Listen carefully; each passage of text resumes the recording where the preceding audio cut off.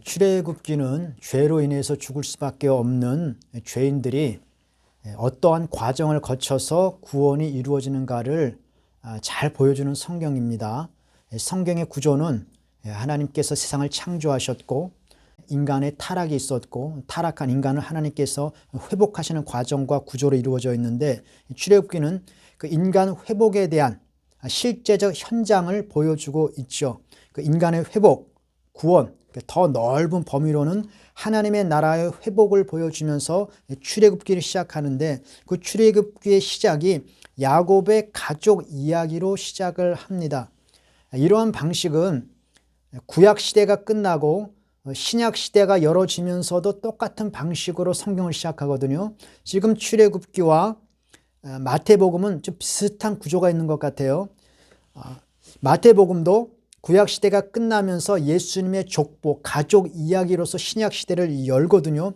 두 사이에 약 400년간의 공백 기간이 있습니다. 창세기에서 출애굽기로 넘어가는 과정에 약 400년간의 공백기가 있었고, 구약 시대에서 신약 시대로 넘어가는 그 과정에도 약 400년간의 텀이 있습니다. 그 400년간의 그 텀 속에 하나님이 어떻게 일하셨는가는 성경에서 구체적으로 나와 있지는 않습니다. 신약 성경 마태복음을 근거로 보면 마태복음에 예수님의 족보 이야기를 하면서 강조하는 것이 있거든요. 그것이 뭐냐면 하나님의 말씀을 이루려 하심이라. 이것을 굉장히 강조합니다.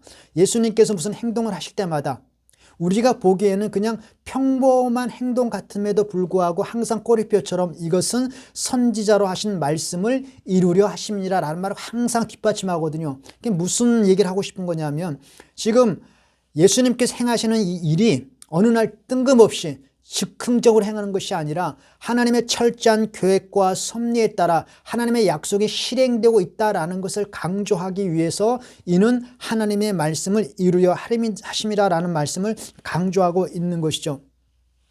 예수님의 탄생 이전에 약 400년간의 공백기가 있다고 하지 않았습니까? 이 400년간의 공백기는 사실 이스라엘 백성은 잊혀진 백성입니다. 세상의 주도권은 이방인들이 쥐고 있습니다. 이 이스라엘 백성은 강대국에 의해서 이리 채이고 저리 채이고, 하나님께서 제사장 나라라고 하는데 제사장 나라로서의 어떤 일도 하지 못합니다. 그냥 그 시류에 따라 강대국의 움직임에 따라 흘러가고 있는 것이죠. 그 가운데서 이 백성이 정말 하나님이 함께 하시는 백성인가 라고 하는 증거가 전혀 보이질 않고 있거든요. 그래서 레위 지파였던 마태는 그것 때문에 시험이 들었어요.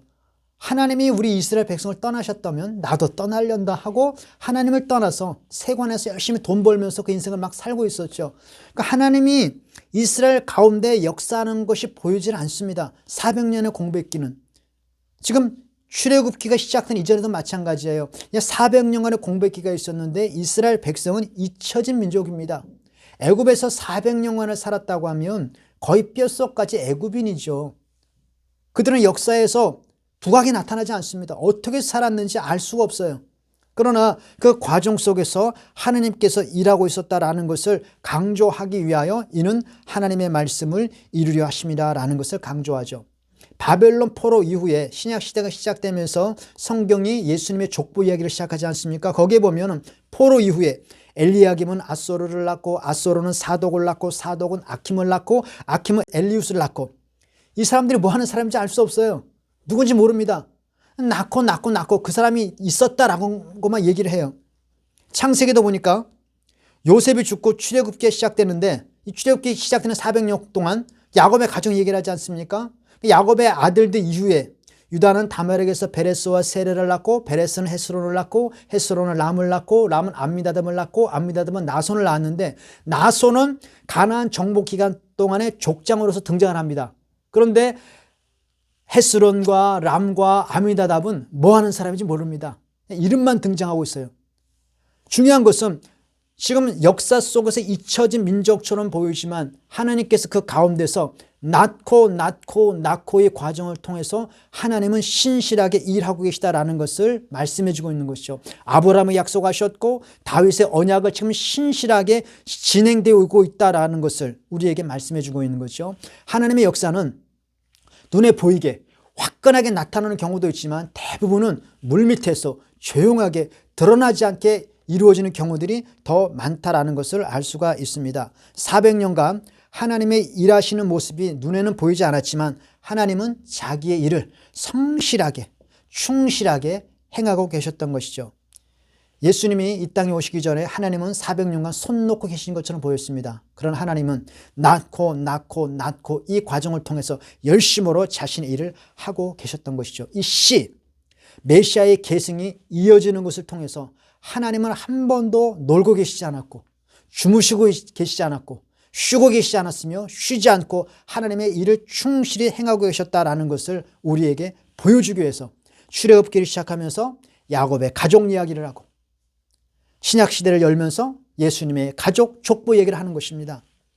여러분, 우리들이 기도하라고 강조하지 않습니까? 교회에서 또 예수님께서 기도하라, 쉬지 말고 기도하라, 낭망치 말고 기도하라. 왜 그렇게 강조할 거예요? 포기하지 말고 낭망치 말고 쉬지 말고 기도하라라고 하는 것은 우리가 기도할 때 현실을 보면 아무것도 일어나는 것 같지 않아요. 캄캄합니다. 한다고 기도를 한다고 하는데 보니까 전혀 변하는 것이 없거든요. 그러니까 낭망이 찾아온단 말이에요. 그래서 하나님은 과연 내 기도를 들으시기는 한 건가라고 하는 시험이 올 수가 있는데 그때 우리가 생각하는 것이요. 하나님은 쉬지 않고 일하고 계신다. 그러므로 낭망치 말고 기도하라라고 말한 것이죠.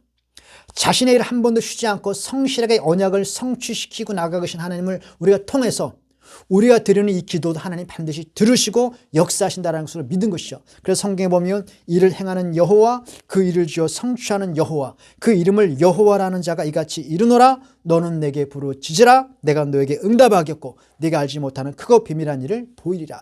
하나님의 때가 되면 눈에 보이는 하나님의 역사가 나타날 것입니다. 그러나 눈에 보이지 않더라도 지금 하나님은 일하고 계시다. 그것이 오늘 출애굽기에서 야곱의 가족 이야기를 등장시키면서 우리에게 하고 싶은 것이죠. 이스라엘 자손이 지금 애굽에 들어가서 생육하고 번성하여 강건하게 온 땅에 가득 찼습니다. 이것이 무엇을 말하는 것이냐? 하나님께서 그 언약을 성취하고 계셨다라는 것을 보여주는 것이죠. 400년간 애굽 사람들과 어울려서 그냥 잊혀진 백성으로 살아가는 것처럼 보였지만 하나님은 자신의 언약을 신실하게 이행하고 계신 것이죠. 창세기 15장에 보면 아브라함과 언약을 맺으셨는데 그 언약을 지금도 400년이 지나면서 꾸준히 지나고 계신다. 이것을 우리에게 보여줍니다.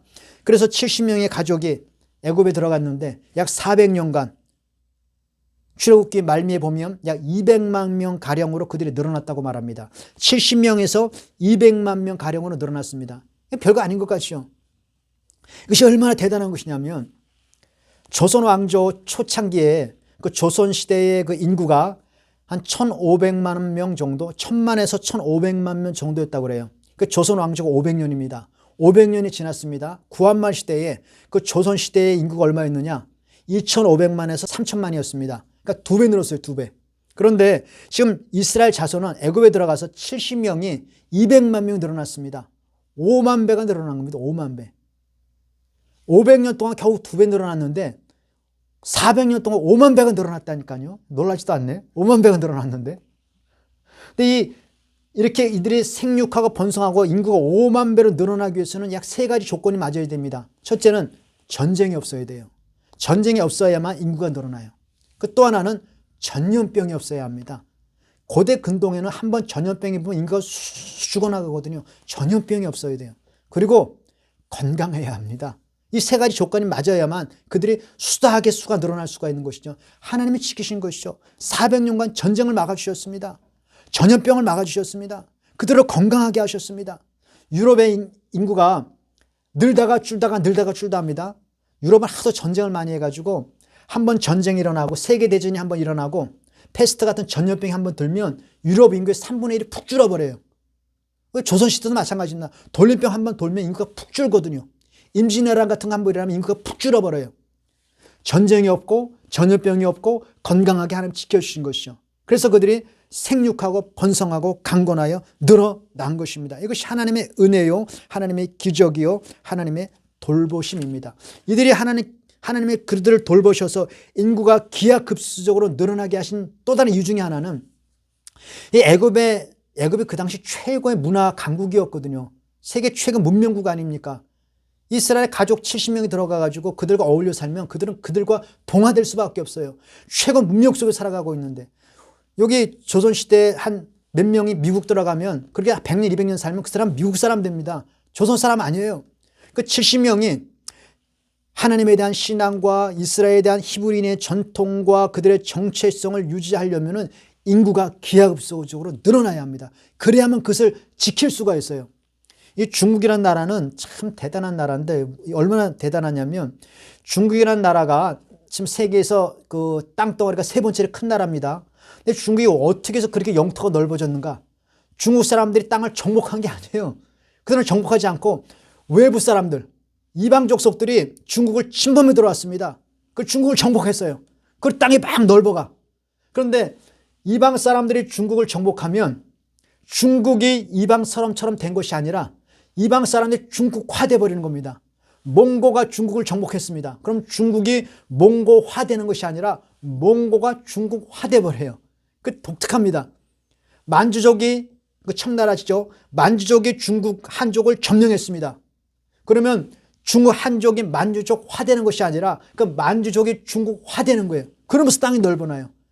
왜 그것이 가능하냐? 인구가 엄청나게 많거든요. 그들의 문화와 전통으로 똘똘 뭉쳐져 있는 그 우수한 그 민족성들을 가지고 있는 그 인구가 무지하게 많으니까 와서 동화돼 버리는 것이죠. 그러니까 이스라엘 백성들이 자신의 신앙과 자신의 민족의 정통성을 유지하기 위해서는 인구가 많아야 되는 것이죠. 그러니까 거기에 하나님의 은혜가 있는 것입니다. 하나님이 그들을 하나님의 백성으로서 준비시키기 위하여 그 과정을 역사하신 것입니다. 그것이 하나님께서 그 가운데 언약을 성실히 지키시고 이행해 가시는 과정이었다고 하는 것이죠. 그 언약의 성취 과정은 신약 성경에 보면 낳고의 과정을 통해서 하나님이 자신의 언약을 아주 충실하고 신실하게 이행해 나가는 것입니다. 야곱의 가족들이 자식을 낳고의 과정을 통해서 하나님의 언약이 신실하게 이행되어 가는 것이죠. 내 씨로 말미암아 천하 만민이 복을 얻으리라고 하는 그 하나님의 약속을 낳고의 과정을 통해서 이루어가는 겁니다. 이것이 주구장창 애 많이 낳으라는 얘기 아닙니다. 그 얘기하는 것이 아니라 하나님께서 자신의 언약을 우리의 일상의 과정을 통해서 이루어가신다는 거예요. 그래서 우리에게 주어진 일상이 얼마나 소중한지 몰라요. 하나님의 언약의 성취의 과정이 바로 그렇다는 것이죠. 구약 성경에 보면 창세기에 에녹이라는 사람이 등장을 합니다. 에녹이 하나님께서 이 세상을 심판하실 것이다 라고 하는 메시지를 주셨습니다. 그래서 에녹이 이제 이 세상이 노아의 홍수를 통해 세상 멸망당할 것을 알았습니다. 그럼 그 어떻게 살아야 할까요? 에녹이 열심히 살았던 삶의 과정을 성경이 어떻게 설명하고 있냐면 그가 300년을 하나님과 동행하며 자녀를 낳았다. 일상을 살았다는 거예요. 일상을. 애를 많이 낳았다는 얘기가 아니라 일상을 평범하게 충실하게 살아냈다라고 하는 것이요. 그것이 낳고의 과정을 통하여 하나님이 언약을 성취해 나가시는 하나님의 방법이요 방향성이라고 하는 겁니다. 하나님의 백성들 가운데는 사도 바울처럼 목숨을 걸고 복음을 전하는 사명을 가진 사람들이 있습니다. 그래서 그는 생명을 걸고 이방인에게 복음을 전하여 하나님의 나라를 확장시켜 나가죠. 그런데 사도 바울 복음 전도의 목표는 무엇인가? 그곳에 하나님의 백성들을 세워서 그 하나님의 백성들이 신실하게 자신의 삶을 살아가도록 세우는 것이 사도 바울의 목표입니다. 하나님의 나라에 있어서 사도 바울이 주인공이 아니라 사도 바울의 복음을 받아서 그 복음을 받아들이고 그 복음 안에서 세상을 살아가는 그 사람들이 주인공이라는 거예요. 그들이 일상을 살아가는 거죠.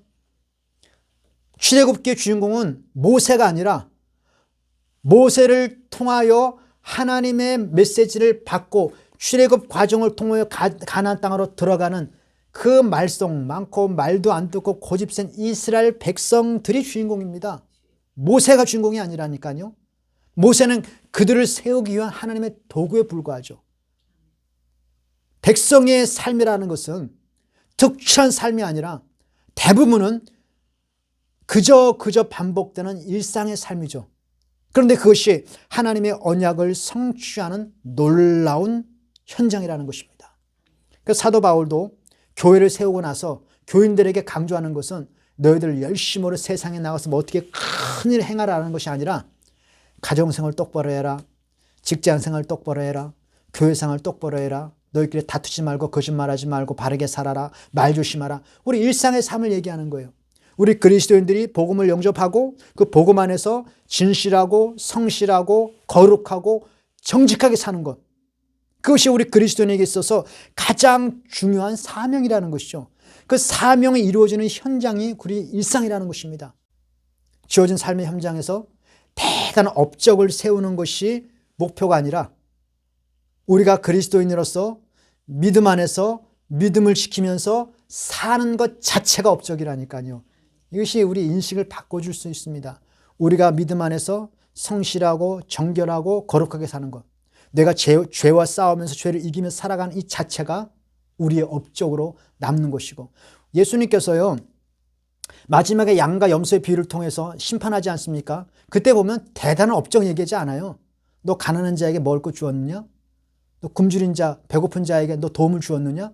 우리 일상에서 벌어지는 아주 자그마한 일들이었습니다. 근데 그것이 우리의 마지막 양과 염소를 가르는 중요한 잣대였다고 하는 것이죠. 우리 일상을 우리가 그냥 흐트러서 보내면 우리 사명을 낭비하는 것이죠. 우리 그리스도인만이라도, 뭐 세상 사람은 둘째치고라도 우리 그리스도인만이라도 말씀 안에서 거룩하고 성실하고 정직하게 살면요 세상이 아름다워집니다. 자동차가 고장나면 카센터를 가잖아요. 여자들이 카센터를 가면 이 도대체 믿을 수가 있나. 바가지를 씌울 수가, 멀쩡한 건 망가뜨려 놓고 막 바가지를 씌우니까.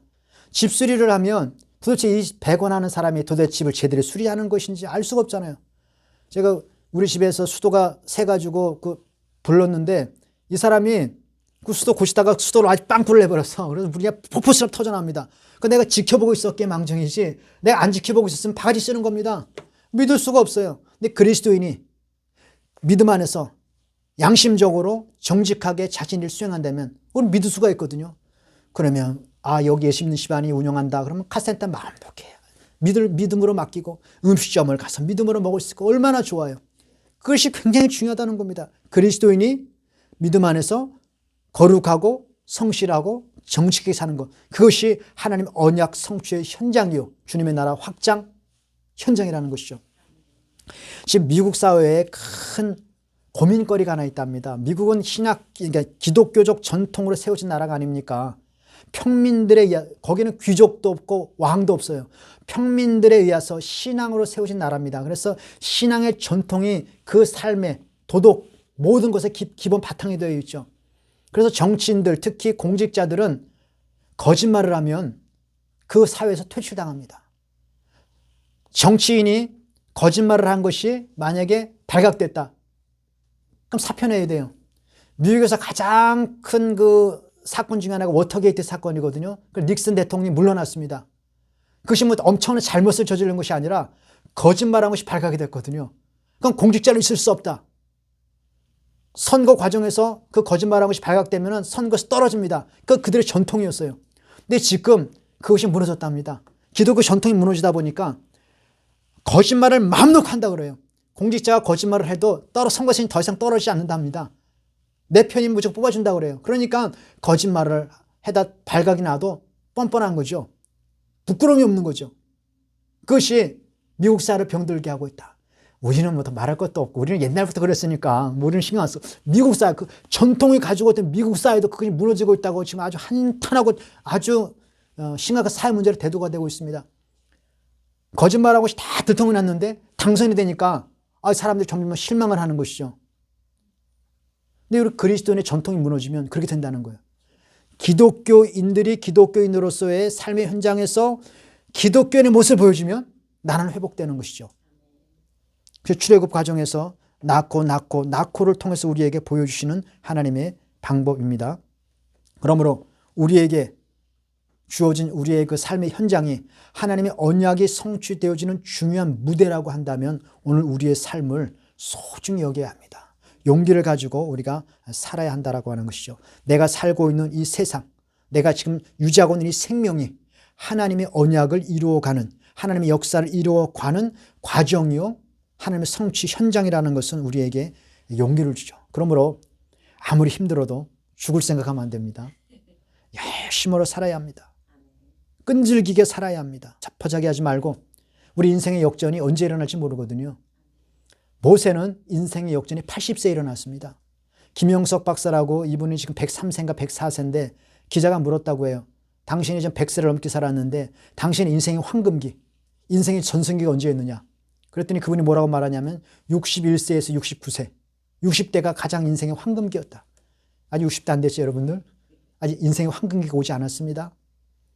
그럼 60대가 넘으면 70대, 80은 어떡하느냐. 소망을 잃어버릴 필요가 없는 것이, 미국의 유명한 극작가 버나드 쇼라는 사람이 있습니다. 이 사람은 인생의 반전이 언제 일어났느냐. 90세 극작가로 데뷔를 했어요. 90세 인생 반전이 일어났습니다. 우리 인생의 반전이 언제 일어날지 모릅니다. 하나님이 지금 우리의 삶을 통해서 하나님의 역사와 약속을 이루어 가시는데 언제 그것이 빛을 발할지 모른다니까요. 그러니까 우리의 삶의 현장과 우리 일상을 정말 소중하게 여겨야 합니다. 그리고 살아내야 합니다. 힘을 내서 살아내야 한다라고 하는 것이죠. 포기하지 않고. 히브리서 10장 36절에 보니까 너희에게 인내가 필요함은 하나님의 뜻을 행한 후에 약속을 받기 위함이라. 이 하나님의 약속이 우리의 삶을 통해 이루어가는데 언제 이루어질지 모르기 때문에 우리가 인내하며 참고 견디며 살아가는 것이죠. 출애굽기 시작하면서 그들은 400년간 평상적인 삶을 낳고 살았습니다. 아마 그렇게 아기를 낳고 사는 사람들 중에는 인생에 회의가 들어오는 사람이 있을지도 몰라요.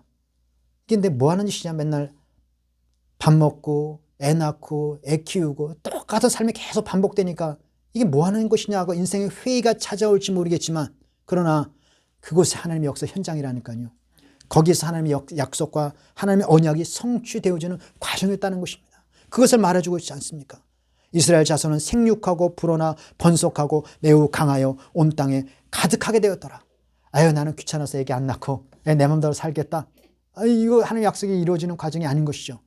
그것을 우리에게 말씀해 주고 있습니다. 그런데 우리 인생에 약간 시험에 드는 이유가 뭐냐면, 우리의 그 삶이 하나님의 역사와 하나님의 언약이 성취되어지는 과정이 우리의 일상의 삶인데 그 일상의 삶이 항상 평온하지를 않거든요. 그것 때문에 우리 약간 시험이 듭니다. 아브라함에게 창세기 15장에서 하나님께서 이스라엘 백성들에 대한 언약을 주셨습니다. 앞으로 네가 400년간 애굽에 생활할 것이며 이제 그들이 다시 애굽의 재물을 가지고 나와서 하나님의 구원의 역사를 이루어 가실 것이다 라고 하는 그 언약과 예언을 주셨습니다. 그런데 거기 뭐라고 말하냐면 400년간 너희가 그들에게 괴롭힘을 당할 것이다. 괴롭힘을 당할 것이다. 하나님의 언약을 이루어 가시는데 고생을 한다는 것이죠. 괴로운 인생길이 동반된다는 거예요. 그것 때문에 낙심이 찾아옵니다. 여러분, 하나님의 언약 성취에 있어서 고생이 동반됩니다. 그것이 우리를 힘들게 하지만 그 고생 자체가 하나님께서 자신의 일을 이루어가는 과정에 있는 하나의 중요한 방식이라는 것도 우리가 알아야 된다고 하는 것이죠. 찬송에 보면 괴로운 인생길 가는 길이라는 그 찬송 가사가 있지 않습니까? 그 괴로운 인생길 가는 길 그 자체가 하나님께서 일하고 계시는 방식 중에 하나라고 하는 거죠. 그 왜 그런가 하면 애굽이 평온하면은요, 애굽에서 떠날 생각을 안 합니다. 머물러 있고 싶어 하죠. 야곱이 이제 애굽의 총리가 되었던 요셉 앞에서 이제 그들은 뭐 애굽에서 아주 귀족들이니까 애굽에서 엄청난 대우를 받고 살아니까 너무 평안하고 이제 형통한 길이 열린 것입니다. 그러니까 야곱이 죽기 직전에 그 자손들 다 불러다 놓고 계속 유언하면서 강조하고 또 강조하고 또 강조하는 것이 있습니다. 너희들 살 건 여기 아니야. 너희들이 있을 곳은 여기가 아니야. 우리들이 가야 할 곳은 저 가나안 땅이야. 여기서 아무리 편하더라도 우리가 머물 곳은 이곳이 아니다. 우리의 본향은 따로 있다. 그것을 굉장히 강조하거든요. 요셉도 자신은 총리가 아닙니까? 애굽에서 최고의 대우를 받는 사람 아닙니까? 그런데 그도 죽으면서 내가 있을 건 여기 아니다. 내 뼈를 뽑아다가 가나안 땅으로 묻어다오. 그러니까 이것이 우리의 본향 여기가 아니다라는 것을 강조하는 것이죠. 근데 그것을 평안히 살면 잊어버려요. 그러니까 하나님께서 흔드시는 겁니다. 그 땅을 흔들어요. 너 있을 건 여기 아니다. 너가 머물 건 여기 아니야. 흔들면서 우리의 눈과 우리의 시각을 본향으로 향하게 하는 것이죠. 우리의 집은 여기가 아니라 우리의 살 집은 저기야. 우리의 집을 보여주는 것입니다. 그래서 고생이 동반되어지고 있는 것이죠. 하나님께서 우리의 구원을 이루어가는 과정 가운데 낳고 일상 소중하게 여기시고 그 가운데 일을 행하고 계십니다. 하나님은 지금도 일하고 계시고 자신의 약속을 실행해 나아가십니다. 근데 그 현장이 어디냐?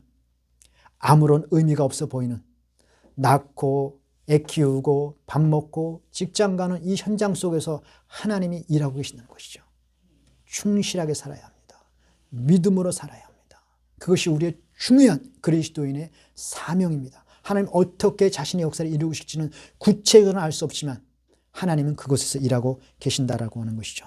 그리고 그 고난의 현실 속에 고난과 고생이 따라오고 있지만 그것은 우리를 시험 들고 우리를 골탕 먹이려고 하는 것이 아니라 우리의 궁극적 목표 어딘가를 바라보게 하는 그 하나님의 또 다른 은혜의 방편이라고 하는 것이죠. 오늘 출애굽기를 시작하면서 야곱의 가족 이야기를 통해서 하나님께서 우리의 이 놀라운 진리의 말씀을 가르쳐 주고 계십니다. 그러므로 오늘 하루 우리의 주어진 인생 힘차게 살아가는 저 여러분 되어지기를 바랍니다.